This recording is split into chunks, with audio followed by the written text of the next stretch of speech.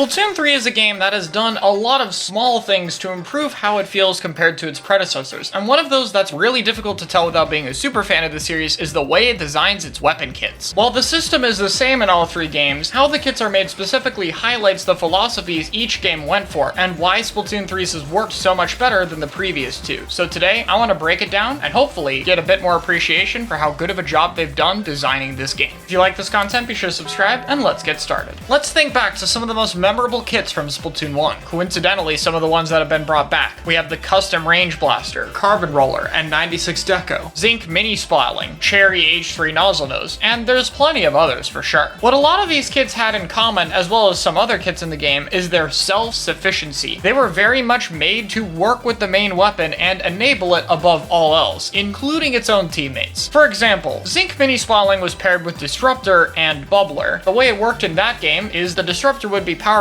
because combined with the weapon's high movement speed, it would be great to chase down opponents. Once someone was hit and couldn't move for a while since it stuck to you, unlike the current Toxic Mist we have now, it was very easy for the mini player to follow up. If they needed help with that, however, they had access to the Bubbler, which allowed them to be invincible and really use the mobility to push and lock down those opponents to secure kills. It was very self-sufficient at doing its job. When Double Zinc Mini Splatling did enter the meta in that game, it didn't enter the meta because, wow, these weapons have great synergy with each other. It was more just multiple of one good thing. Don't get me wrong, you definitely could try to use this kit for your team if you wanted to. You could disrupt other people in team fights or chain your Bubbler to your teammates, but intentional or not, that's not what it mainly did. That was kind of just a nice bonus. For the most part, it was kind of just made to be its own thing. This has its benefits. Splatoon 1 is a game that is very easy to enjoy when you're by yourself, because you don't really have to depend or rely on people anywhere near as much as you do in other games. For the most part, you can be very self-sufficient even though you're in a team-orientated game, and for a lot of people, that feels really cool. However, it has its downsides. The amount of kits that I listed as being memorable and very strong are kind of small, and that's for a reason. At the end of the day, if you're building around self-sufficiency, there's very few things you can put in the game that are going to be really good. At the end of Splatoon 1, if you could make any kit you wanted, and you wanted it to be really good and competitive, you would give it a Bubbler or a Kraken, 99% of the time. No other options. This way of designing kits, while fun, did lead to disincentivizing some aspects of the game, such as team play, prevented a bit of coordination-orientated plays that can be cool to pull off, and didn't feel great to fight at times, as some kits would just be blatantly overpowered, like the Vanilla Slosher's Burst Bomb combo. So, when the devs moved to Splatoon 2, they changed things. A lot. In pretty much the exact opposite direction. You know how everything here was super great for itself? Well, let's look at some of the most notable Splatoon 2 weapons at the end of the game. You have the K-Shot, which is great for poking with bombs and missiles for its team. You have the Junior and Zap, which are great at painting and poking with bombs to get armor for it to fight with its team. You have the Vanilla Jet Squelcher, constantly able to get missiles and paint from a safe distance to get its team in. Yeah, I think you guys might see the pattern here. For the most part, the kits were the exact opposite problem. Rather than being very self-sufficient, they weren't self-sufficient at all. Splatoon 2 was very much a game where the entire thing about it was designed around, please work with your teammates. The specials were literally directly stated to be weaker when used individually and stronger when used together in comparison to Splatoon 1 specials. That might sound extreme, but it's really not, especially with the Death Laser.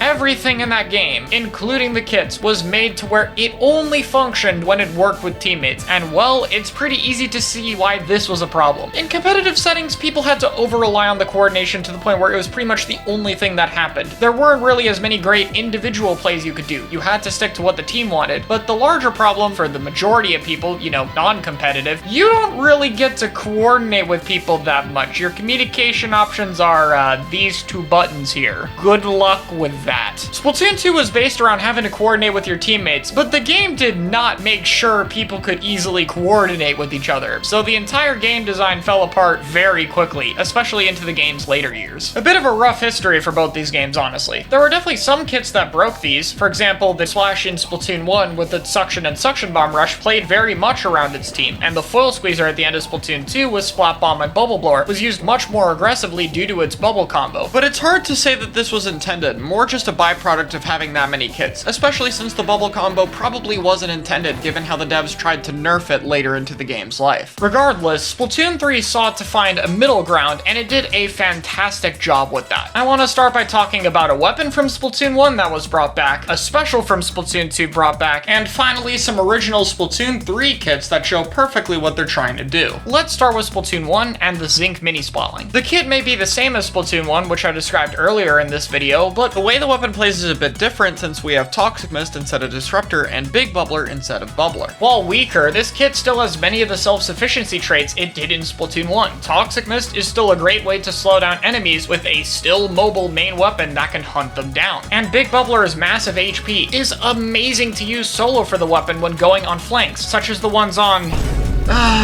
almost, game, almost. They'll bring back, like, Reef or something eventually, and then we'll be able to see it. Anyway, the weapon clearly has a lot of self-sufficiency with the Bubbler special itself, with its high strafe speed allowing you to easily get in and out of it. However, compared to Splatoon 1, you can still be much more rewarded for working with your team. Big Bubbler is made to be more of a team protection special than anything else, and so using it in areas where multiple people can get advantage of it is still very useful, and Toxic Mist is much better to support teammates taking fights than just being used for your own. So the kit now gives you access to more playstyle options and encourages you to use both of them. Let's take a look at the Inkstorm and weapons it was on. Some of these do make a bit of sense, like Ballpoint or Umbrella to help save their time to kill, but a lot of these don't really seem to have any form of synergy with the main weapon. Like, it wasn't useless on these weapons, but was Storm really the biggest asset to the Carbon Roller, the E-Liter, the Range, Rapid, and Luna Blaster? Dang, that's a lot of blasters. The Tri-Slosher? The Splattershot Pro? Not really. Inkstorm was good on these weapons because it was a good special that helped get you in, but it didn't exactly have much synergy. Now let's look at the weapons that have Inkstorm in Splatoon 3. You have the Blob, a weapon focused around painting capabilities that does a total of 90 damage with 3 shots, easily allowing Inkstorm to make you a 3-shot kill. Jet Squelcher, which is focused around long distance pressure, painting capability, and also does 32 damage, meaning it's an even better combo with Inkstorm for a 3-shot kill, and it meshes perfectly with its role. Explosher, with Point Sensor and Inkstorm centered around zones, having something that can again allow you to kill easily with your ability to do 90 damage and also contributing to your painting and mid-range pressure. And even the newly added Big Swig Roller uses it for extra painting capability and making up for its poor damage, very easily comboing with its flicks. And finally, the Nautilus, with a weapon that does 96 damage with 3 shots, similar to the Jet Squelcher, allowing it to save its shots to kill, as well as covering for its painting weakness and being a tool it can use to get in.